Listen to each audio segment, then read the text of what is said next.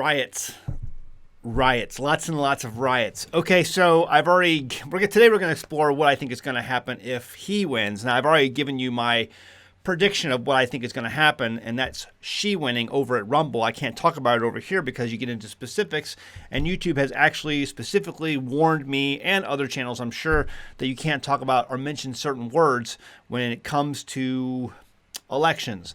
So, all that being said, let's move over to what I think would happen if he wins. And I'm not saying there's not a chance that can't happen. I just don't think I don't think that's the probability, where the probability is heading. I think that she's going to win. And I think it's, like I detailed over there at Rumble. But what if he does? Understand the riots are going to be the big thing. The riots are going to happen. Understand that these people have been told the end of the world will be happening if Trump becomes president. The literal end of the world. And that's not really far from the truth. A few months back, I did a video talking about that receipt where it was illegal and they had bought something, whatever, and they showed their balance on their card that they had been given by the government. It was like $13,000. I'll try to find it and put it up on the screen. When you have that kind of money being given to you, and now it's being taken away because of a guy coming into office, or even benefits in general. We are just spending so much money in benefits. And the reality is we're $36 trillion in debt. We have $100 trillion in unfunded liabilities, for this country. That's $136 trillion. And really it's probably getting closer to that when you count all the derivatives and all that stuff. The word quadrillion is being passed around. At some point, there's going to have to be some sort of austerity, that horrible, horrible word, where we begin to draw back and not be so, fruitful in our giving, because we have nothing left to give. We're bankrupt. We're broke. And so when you take all of those things away from the people you have allowed to become addicted to those giveaways, they can oftentimes become very violent, even if it's supposed, or they start to get the idea that these are going to be taken away. Riots. You're going to have riots. So that's, if he wins, just expect that to happen. Expect that to happen. The most peaceful, if she wins, I don't think we're going to have riots, or very few. There may be some celebratory idiots out there who go and wreck a few things, but for the most part, I think we're not going to have riots. If he wins, cities will burn. Just saying. I watched listen, most Kamala voters have the brain function of Cardi B. If you did not see, she gets up on stage and she reads her speech off a phone because the teleprompter can't work. And so she has to read her speech because that's what she's been told to say. And it doesn't work. And so she just comes off as a complete idiot and everyone makes fun of her. Well, today she gets on Twitter or X and she basically releases a video explaining, I can't play that video for you because you would actually probably lose brain cells. It was so, laden with expletives and all of these things. You would seriously lose brain cells by listening to it. Okay, so understand that that's the majority of the Kamala voters out there. They have the IQ and mentality of Cardi B. So don't think that there will not be riots. DC is very, very heavy left.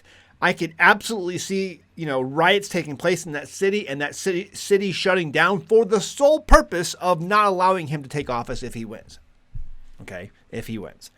Number two, Kamala, I don't believe will certify the election if he wins. She'll do what Mike Pence should have done. And that'll even come down harder on Mike Pence because she's doing what she believes is right. Meanwhile, Mike Pence was a complete and total coward. So I believe that she won't certify it. That's her job as a vice president to certify the election.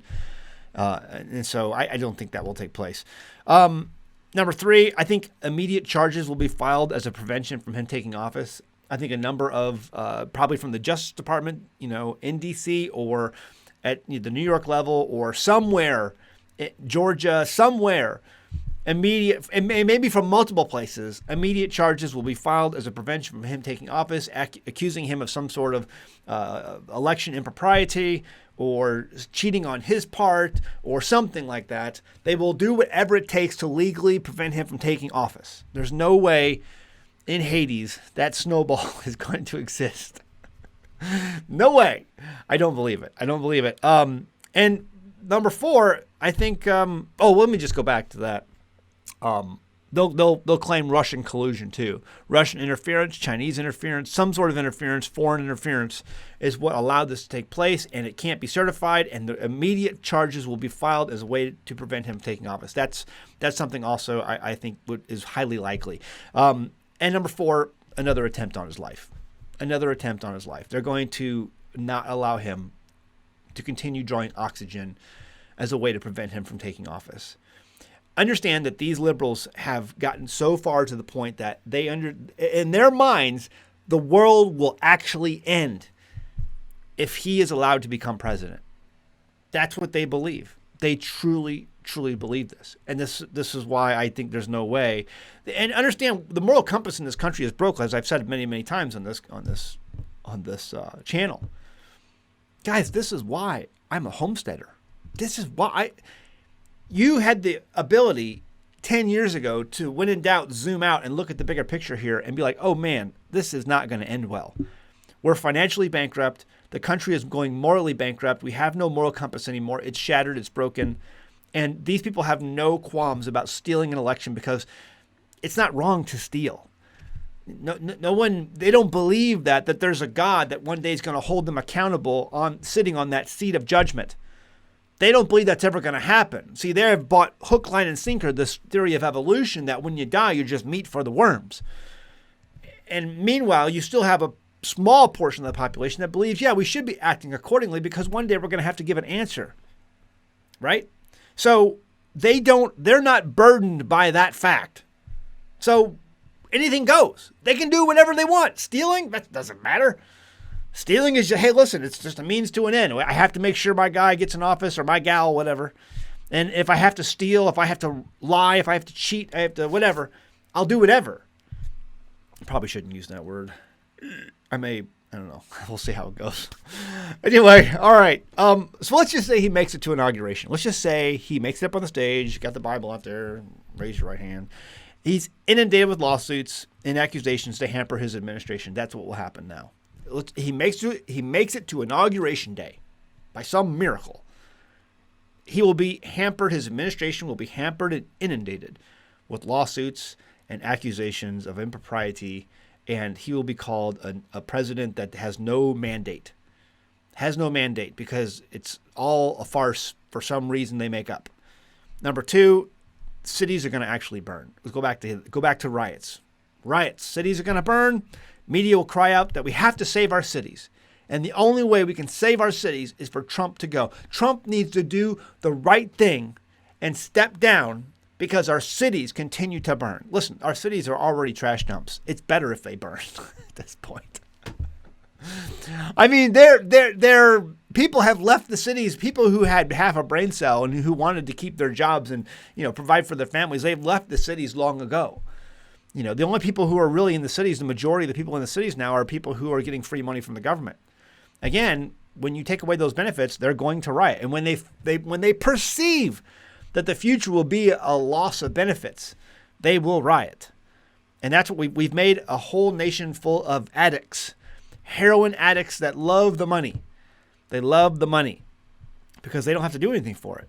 And they feel, look at those videos we showed about Halloween where people are just going up and just stealing all the candy out of the bowls. And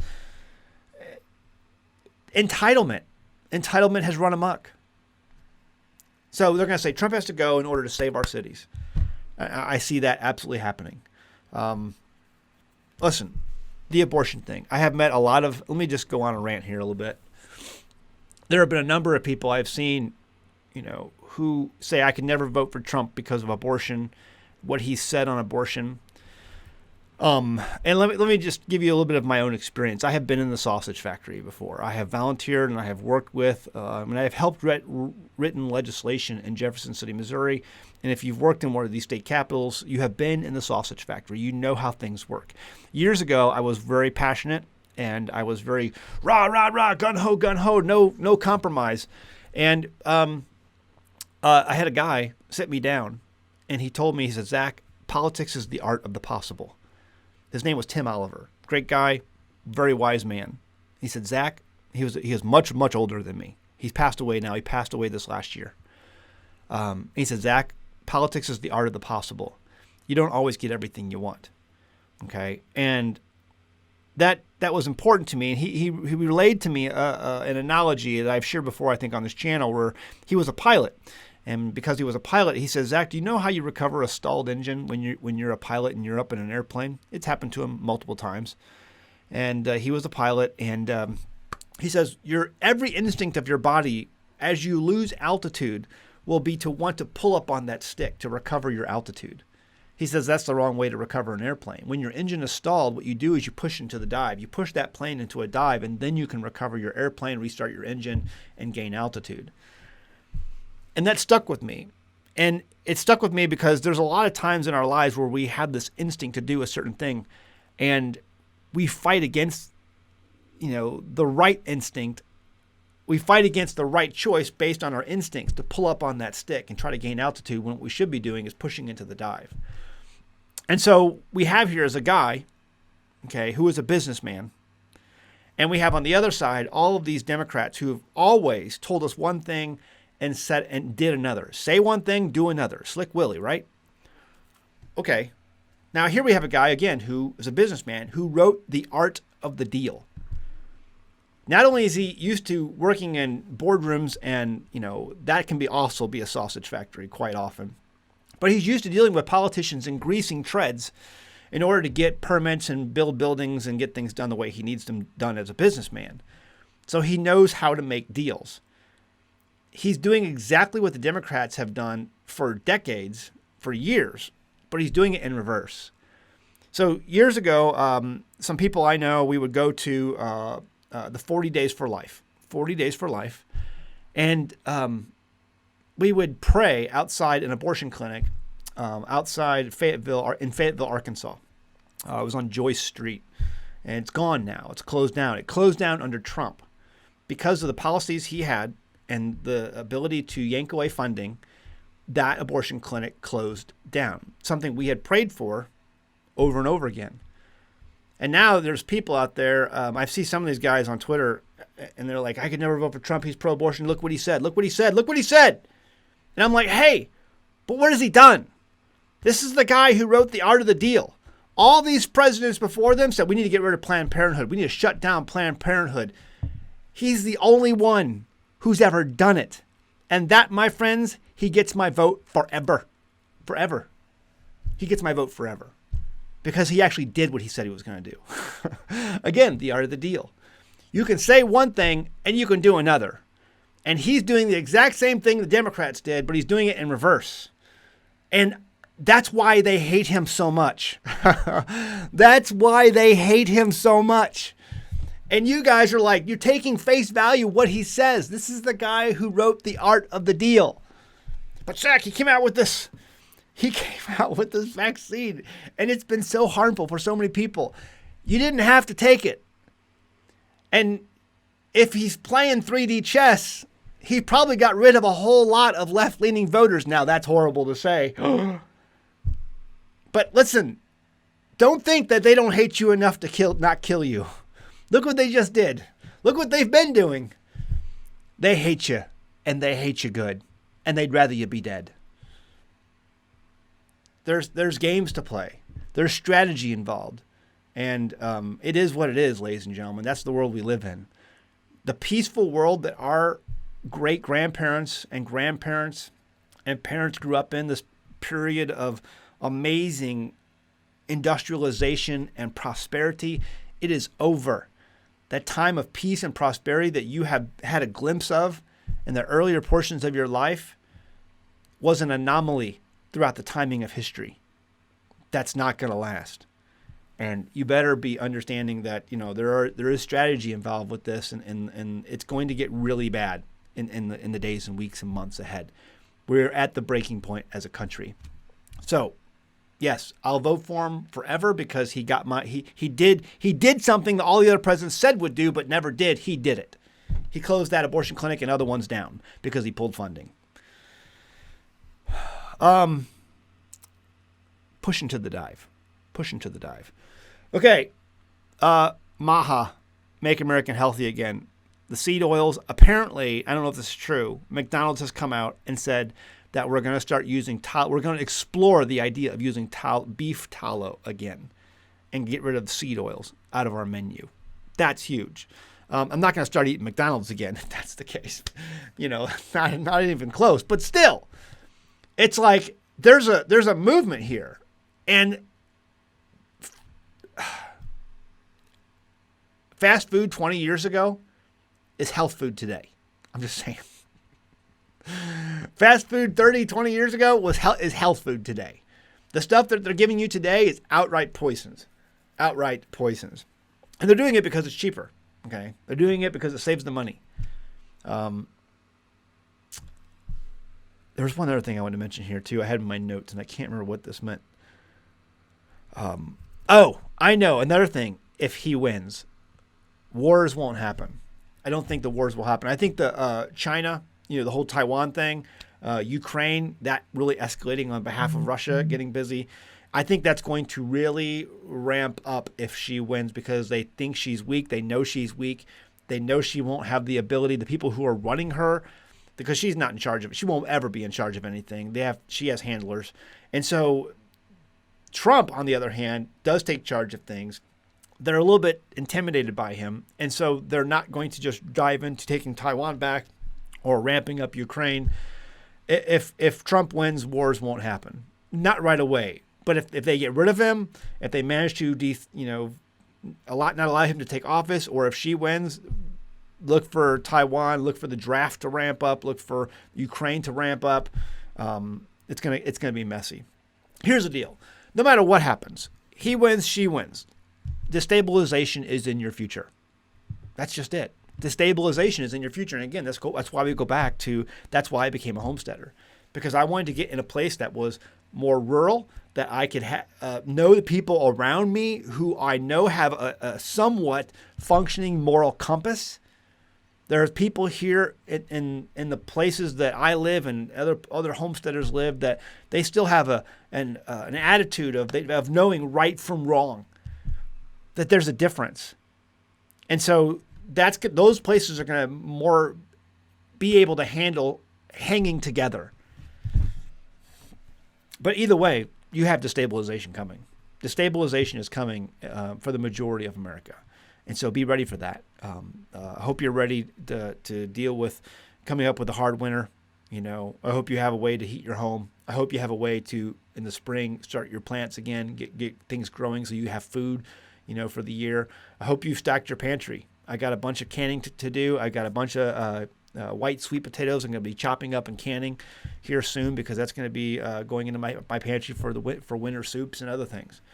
So don't stop prepping. Do not stop being a homesteader, because what we're heading into right now is going to be a mess. It's going to be, no matter how you look at it, it's going to be a mess. And if I'm wrong, if on Wednesday everything is hunky-dory, everyone's gotten along, and there's been a stable election, and we're headed towards a nice transition of power, no matter how that looks, then great. I'm glad about being wrong. But I think most of you know in your heart of hearts that I'm not going to be wrong. So what do you think? Leave a comment below. I'd love to hear your thoughts. If he wins, that's what I think is going to happen. If she wins, I detail that over at rumble.com. I'll put a link to that video I did yesterday down below. You can go watch that. But that we'll watch and see. I'll be watching Tuesday, and I'm going to go vote tomorrow morning, and we'll see what happens. So that's that. What do you think? Leave a comment. Go check out our merchandise over at teespring.com. You can find our Homeschool Dad shirt over there, and also you can find my Stupid You Hurt shirt. If we had more hurt in this world, we'd have an awful lot less stupid. Also, I'll go ahead and give you another shout out for this stuff. If you don't have this yet, if you've been waiting to get that, These are my medicine cabinets. If you buy these on Amazon, you're going to pay over $1,000 a piece for these. I think one was like $1,400. The other one was like $1,200. But you can get these all color photos in the book right there. All color photos. Most of these plants you can find in your backyard growing. And these are things that were common for doctors 100 years ago. This guy, Dr. A.B. Howard, lived 100 years ago. And this stuff has been heavily censored and removed by the big pharma companies out there over the years. I think one of the ones was sassafras. Sassafras. They have demonized sassafras. It has all kinds of different medicinal properties of it. But I remember the drug companies back in the 60s came out because they figured out it was a healing tonic for all these different things. People were using it. The old grandmas who still knew things. They would use this for certain ailments. And the pharmaceuticals came out with a study that showed just how toxic it is if you fed it to mice in huge, gigantic amounts and injected it into their bodies. The mice just fell over dead. See, you can't use that. It'll kill you. All that's in the book. That's not the story, but the sassafras and how you use it and why you use it. This does not tell you how to make tinctures. It tells you what to do with the tinctures that you make. Do not allow this stuff to escape into the cloud. They do not want you to have this information. You can download it over at patreon.com/An-American Homestead. Link in the description below. Join my Patreon for as little as $1 a month. As little as $1 a month, I give you access to over $2,000 worth of old-timey medicinal herbs that are probably growing in your own backyard. Don't pass that opportunity by. All right, guys. Hang on for the ride. See you next time in the homestead. Bye! One of the best perks about living off-grid is that I never pay an electric bill. I love being my own power company, but that means when things go wrong, I have to be the one on call. So I try and use reliable components for my power production. For the last couple of years, I have been promoting OUPES solar generators. I've been using them and abusing them, and as it turns out, they are pretty good products. They have power generators for all occasions, and they can be charged by permanent or portable solar panels, as well as AC power. They offer true lithium iron phosphate batteries, and this is important. Recently, a family in my area had a different brand that uses the less stable nickel manganese cobalt or NMC type batteries. The unit caught fire in the middle of the night. It was a scary situation and it caused damage to the home, but thankfully nobody was hurt. The generator, as you can see, was a total loss. This drives home the point on why it's so important to employ solar generators like the OUPES brand that uses the much more safe and stable technology of lithium iron phosphate, otherwise called LiFePO4. They offer small generators for travel or for powering an entire home and everything in between. These are great backups to have in a medical emergency or to power a freezer full of your favorite meat products, or as I have shown in past videos, for even backup AC and DC power sources for ham radio communications. If the grid goes down, you're going to be thankful you have one of these units. You can find the link in the description of this video or click on the banner ad found on the front page of our website, AnAmericanHomestead.com. Right here, that banner ad right there on AnAmericanHomestead.com.